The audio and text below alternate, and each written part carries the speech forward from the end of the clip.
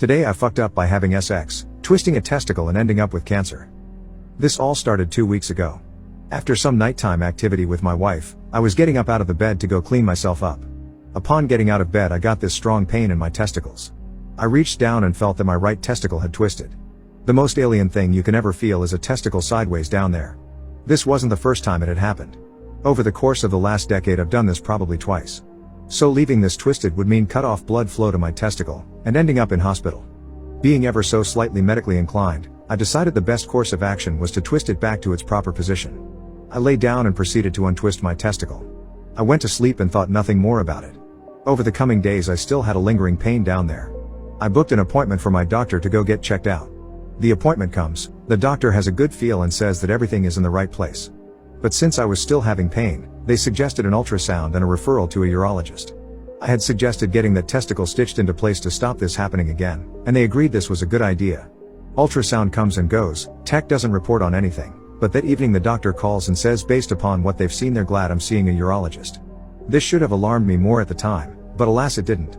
I'd gotten a urology appointment 2 days later. Somehow I'd managed to get an appointment at short notice. The weekend passes, and I go to the urologist. They look at the ultrasound results, and believe what they're seeing is the result of the twisted testicle. They also agree that getting it stitched in place is the right course of action. They decide getting scheduled with a surgeon is next and get their staff to get me on the books.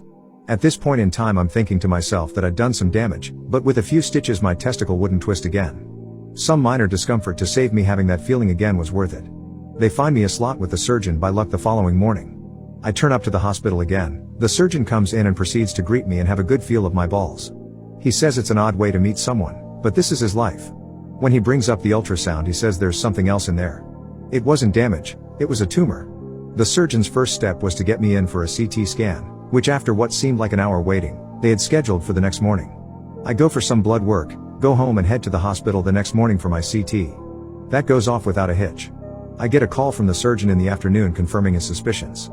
The blood work shows testicular cancer, but the CT doesn't show any spread outside of the testicle. Surgery was then scheduled for 2 days later. Surgery has since come and gone. I'm here icing what used to be my right testicle. In a couple of weeks I'll have repeat bloods to see if I still have cancer indicators. Fingers crossed I don't.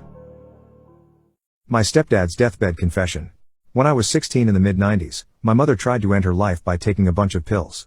This was in response to my future stepfather breaking up with her at the time. They were not married yet. He was an amazing guy, and she was pretty terrible, so I don't blame him for wanting to leave her. But she was also the only parent I had at the time. She announced to me that he had broken up with her, and that she had taken a ton of pills and was going to end her life. She said the only way she would make herself throw up or seek medical attention was if I called my stepfather and begged him to come back to her. Naturally, I did that very thing. He came back to the house, we got her medical attention, and the two of them worked it out and got married later. This would happen again 2 more times before I moved out of the house. Around 2018, my mom did the exact same thing and fought with my dad till she threatened overdosing. This time she went through with it. I was devastated, but at the same time somewhat relieved because she would finally be without pain from her addiction. Cut to 2021. My stepdad has been the most positive male figure in my life. He's been an amazing dad to me and a wonderful grandfather to my kids. Around one day before he passed from cancer we were alone in his room. He told me on his deathbed about those couple days before my mother passed. He told me that they were fighting like usual, but this time it got to the point of violence. She pulled a knife out on him and was very well prepared to use it. He managed to calm her down and put the knife down, but she threatened overdosing again. This time, in a spurt of anger, my stepfather told her to do it, and that he didn't care anymore since I was out of the house. My stepfather knew where her stash of pills were, and he told me he grabbed the pills out of the stash and threw it to her saying to do it. Well, you can guess that she did, and died around 3 hours later from an overdose. My stepfather said he didn't do anything to help either. Just watched her slowly fade out on the ground, and he acted like he was sleeping in bed when it happened and woke up to her dead. This is what he would tell the cops to get out of any suspicion.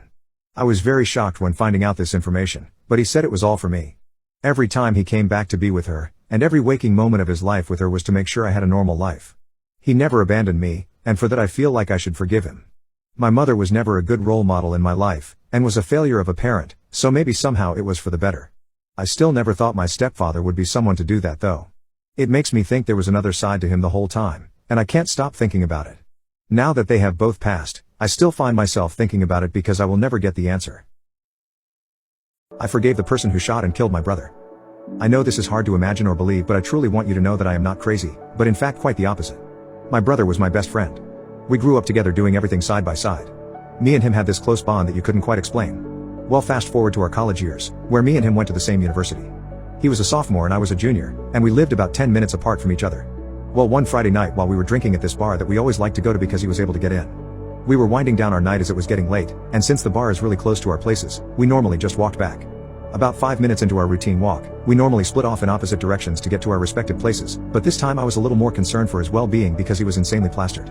When we reached the split-off point, I offered to walk him back to his to make sure he made it back safe, but he seemed to instantly sober up, or at least act like it, and said, No, I'm fine, don't worry about me, it's just a 5-minute walk back to mine." We joked a little bit and I decided that everything would be fine and we would split off like normal. Well, fast forward an hour and I am woken up by a knock at my door. At first, I was insanely scared, because who knocks on a door at around 3 a.m.? Well, I ended up making my way to the door to find 2 police officers. I opened it and they asked if I knew, insert my brother's name. I said yes, and what they told me next made me go into shock. "Your brother has been shot tonight, sir, and we don't know how to tell you this, but he has passed." I felt like I wanted to immediately slam the door on them and run up the stairs, almost as a way to cope and say to myself this isn't happening. But I didn't. I actually just ended up standing there saying nothing for the next 20 to 30 seconds. They didn't wait for a reply, but continued saying, "We know you probably need some time to take this all in and mourn, but whenever you are ready, we're going to need a statement from you."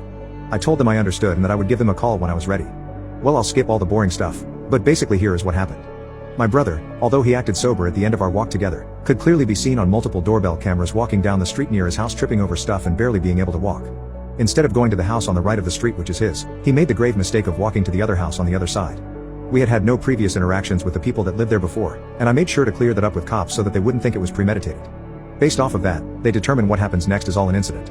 He walked into the house, as the door was for some reason unlocked. The owner apparently was in his bedroom at the time, when he heard a loud slamming noise, presumably the door opening. He got his gun immediately and told that whoever was in the house needed to get now and that he had said gun. Well, my brother, who was obviously plastered, either didn't hear or comprehend what this guy was saying and just kept walking farther into the house. This is where I'll skip the dark details, but you probably get what happens next. I struggled with this for months and months after it happened, maybe even longer. I cried myself to sleep sometimes, knowing that he wouldn't be there to text in the morning like we normally did. The little things you take for granted, and his passing made me realize all the little niche things he used to do. After some time, one of my professors who was very close with me could tell that I was still going through a tough time, and he suggested that he come with me to his church service the next Sunday. I don't know what was in me that said yes, but I did, and it changed my life for the better. For the next month or two, I learned about the Bible and its word, but most importantly, compassion and loving your own enemy. I struggled with the idea of it, but I knew that it might be for the best, and with my newfound purpose in life, I felt more ready than ever to take that step. My brother's killer's hearing was coming around the corner, and when it finally came and family testimony started, I was the first in the chair. In that chair I repeated a very heartfelt message to my brother's killer, and I couldn't help but notice the tears rolling down his face as I read it. The last words in that long letter read, "I forgive you, and wish the best for you in all your years left on this beautiful world we all get to call home." I am a woman who was falsely accused of a sex crime. It ruined my life. Every time I've read about false rope accusations on the internet, it's always been a story about a woman accusing a man. I want people to hear my story. When I was 18, I took a high school photography class with mostly freshmen. Since I was a transfer student, I had to make up credits most seniors had already finished. I had my locker in the freshman hallway and ate lunch with the younger students because that's where the school had space for me. Most of my friends were freshmen and sophomores and I didn't think anything of it. My mental illnesses have left me a bit emotionally stunted, so I always felt immature for my age. At the time, my psychiatrist was trying to find a medication that would cure my panic attacks. I was taking a lot of prescription sedatives that made my brain fuzzy. It was hard to focus or retain detailed memories. It felt like I was a little drunk all the time. One day when we didn't have school, a boy from my class invited me to hang out at his grandma's house. He had some chairs and a TV set up in the garage. I remember him being verbally flirtatious, and the next moment, I was on the floor with my pants down. I tried to get up but felt the weight of him holding me down as he inserted something I couldn't see, fingers, into my kitty. He was younger, but taller and heavier than me. I tried to shake it off like a bad dream, but the next day I was bleeding and in pain, not from a period, so I went to the school nurse and told her what happened. Biggest mistake of my life. She told the police. I gave my side of the story to a female officer and she went to interview the boy, who told her I wanted it. Imagine my surprise when I got a notice in the mail that I was being charged with felony criminal sensual conduct with a minor. The boy was a few months under the age of consent. A year of legal battles followed. My therapist defended my innocence, mentioning her concern about my unusually low sex drive. The boy's own parents spoke in my defense as well, telling the judge that he had brought other girls home when he wasn't supposed to. It didn't matter. The prosecuting attorney told me that if I really believed I was innocent, I could take the case to trial, but if I lost, I could face 5 years in prison and time on the sex offender registry. If I plead guilty, I'd get a stay of adjudication, the charge would drop off my record after 5 years, and I could continue my life on unsupervised probation. I was 19 then and had just been accepted into college. I took the plea because I was terrified of being locked up. I just wanted to move far away from that place and be a normal teenager. I didn't fully grasp that the charge would never really go away. During the pandemic, my grandpa died and I inherited enough money to apply for an expungement. I defended myself and won my case in a virtual hearing, but it's still not completely gone. My FBI background check states there may be arrest data on file, though it doesn't say why. I'm now in a long-distance relationship and worried we will never be able to live in the same place. His country requires a clean police certificate, and if I apply to sponsor him to come to the US, I have to declare my SX charge on the application and prove that I'm without a reasonable doubt no danger to my partner. I'm not a danger to anyone. This event left me so scared that I've never been able to let someone touch me intimately without pain. My current boyfriend has been very patient and understanding, but many other relationships have ended because of my lack of desire. The guy who hurt me is married now. He gets to be with the person he loves. It's not fair. My son passed away 2 weeks ago. His last words keep replaying in my head. My eldest son was 16. He was my wife's firstborn and I adopted him at the age of 7, making him my only son at the time. I loved him as much as my other 2 boys we had later. He was my best friend for so many years, but definitely started to back off in his teens where he just became standoffish and just a teenager, I guess. Anyway, on the 1st of April, his mom was heading to a town about 90 minutes away. He was awake and doing stuff around the house when she left around 10 a.m. I worked from home and was on a call until around 11:30 a.m. When I came out of the office, I told him and his brother I was running to get us lunch. He kind of just nodded at me without saying much, which was normal. I got back to the house with the food around 12:20 p.m. He came out to grab his food but looked wobbly and his eyes were not focusing on me very well. He was also mumbling really low and sort of stumbled once. Immediately, because I am an idiot and an a-hole, I start asking him, "What are you on? Tell me what you took." And accusing him because it was so unlike his normal actions. He responded with nonsense answers. "I didn't steal anything. I bought at the computer store this morning," and then, "Oh yeah, I'm going for a drive later if you want to come," or something like that. He was completely out of sorts. So I grabbed his wrist to check his pulse. It was rapid as hell, that's all I remember. I couldn't begin to tell you the rate. He allowed me to check his pulse, but yelled, "Why are you restraining me?" When I did it, I told his brother to stay in the living room and took him into his bedroom. I sat him on the bed and told him to show me what he took. I can be pretty hard on my boys, but I swear on my life I was not at this time. I told him a number of times, "I am not going to be pissed. I just need to see what you're on so I can tell if we're in trouble here, and just show me the pills, buddy. Just show them to me." And he finally points to a Walmart bag on the floor. He said, "Everything I stole is in there." So I open up and dump the bag on the floor. It was all his school supplies we just bought like the day before, nothing pill-like in there. I know he isn't a pill user. I knew he never really left the house all summer. Why am I accusing him like this? It clicked then, he's having a stroke. I called 911 and asked for EMS. As I was on the phone, I went back to him and demanded he smile at me. He was kind of laughing and gave me a big smile and his face wasn't drooping or anything. Then I said, "Okay buddy, raise your hands." He gave a ha-ha, then said, "Raise the roof," and lifted his arms. They didn't seem to be weak, but as he started to sit back down on the bed he kind of fell, so I grabbed his hand in the kind of clasp and he squeezed mine tightly. Then he said it. His last words were, "Oh my God. Why is he in our house?" As he looked up over my shoulder, I know now he saw death coming and he was so effing scared. I grabbed his hand and told him repeatedly, "It's just me buddy, it's daddy. I am here for you. It's just me. It's just your dad." I couldn't even think of any other words to say. I knew he was scared, and I just tried to ease it. I held his hand and he held mine as he had that first seizure. I was quick to put him in the recovery position after the convulsions stopped. The paramedics were so fast, like 3 minutes after my call my middle kid was letting them in the house. When they arrived he was still breathing and in the recovery position. I put him in with the first seizure. He ended up having several more right after the paramedics got there, and during one he quit breathing and his heart stopped pumping.